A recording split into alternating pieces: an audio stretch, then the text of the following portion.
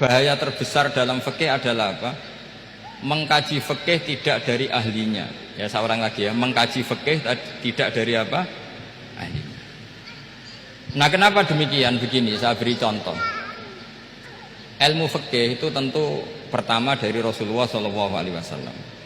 Kemudian bersanad sampai kita atau kita sampai Rasulullah. Itu ngalami sekian ijtihad yang tidak mudah. Saya beri sekian contoh.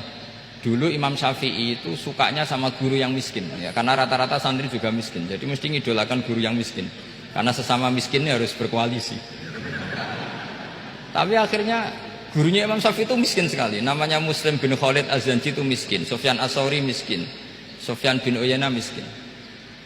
Setelah ngaji di Medina itu Imam Malik itu kaya. Pas itu Imam Malik sudah kaya.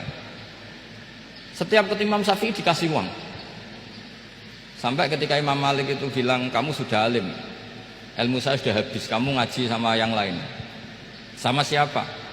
Kata Imam Malik, orang yang sealim saya sudah meninggal, namanya Abu Hanifah. Tapi dia punya murid, namanya Muhammad bin Hasan Asy-Syaibani, kamu ke sana. Terus Imam Malik datang ke Baki. Dulu Baki itu pasar rental, ya Grab lah kita sekarang itu. Mengumumkan, siapa kafilah yang mau ke Irak? Kita ya Imam Malik, dibayari sama Imam Malik. Ini yang antar ke Irak, ke Muhammad bin Hasan Asy-Syaibani. Imam Malik mulai ngeper. Guru saya yang miskin tidak pernah nyangoni, guru-guru saya yang kaya sering nyangoni. Mulai memasalahkan kiai miskin gitu, kira-kira seperti itu mulai masalah gitu. Setelah datang ke Irak di Muhammad bin Hasan Asy-Syaibani itu si Muhammad bin Hasan Asy-Syaibani itu kalau ngitung uang itu di meja tamu. Jadi punya emas lantaan, punya uang. Kira-kira kalau Indonesia punya rupiah, punya dolar, dihitung itu di ruang tamu. Kata Imam Syafi'i, saya dengan Imam Malik saja enggak serik, ini lebih kedonyan lagi kiai. Ngitung uang itu di ruang tamu. Terus akhirnya si Muhammad bin Hasan Asy-Syaibani ini ahlul usul, dia pakar usul. Kamu heran sama saya? Iya, kiai kok kedonyan. Dia ngomong gitu. Tapi kata Muhammad bin Hasan Asy-Syaibani, kalau kiai tidak boleh kaya, itu tak kayak wong fasik. Ben gue demenan, gue mabuk. Oh jangan, nanti dipakai maksiat. Penjenengan mawon kersane digetoat. Berarti kiai oleh sugih, mun pun angsal-angsal. Semenjak itu jadi satu fikih bagi Imam Syafi'i.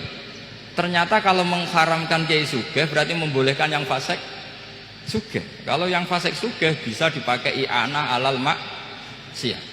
Semenjak itu mindset pikiran Imam Syafi'i rubah. Saking rubahnya sampai beliau berpendapat orang bisa beli Alphard, kok beli carry itu haram. Bisa jadi bupati kayak Pak Roba, kok jadi RT haram. Pokoknya gitu. Bisa keren Kak Gus Bak, kok jadi orang pendengar haram. Pokoknya haram terus. Karena dalil beliau al-Islam ya'lu wala yula alaih.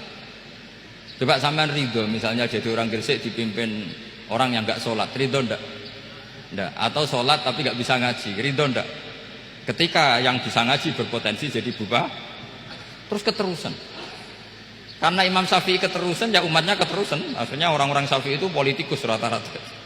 Ya, makanya sama jangan kaget sama Baruba. Kakak saya wakil bupati itu. Putranya Mbah Mun ada yang wakil apa? Gubernur. Dulu Gus Wahid ya menteri agama. Itu asal usul dari perubahan fikih, mindset, cara berpikir Imam Syafi'i. Jadi dulu itu fikih ditemukan itu jelimet, ada perdebatan. Itu tidak hanya pada level ulama,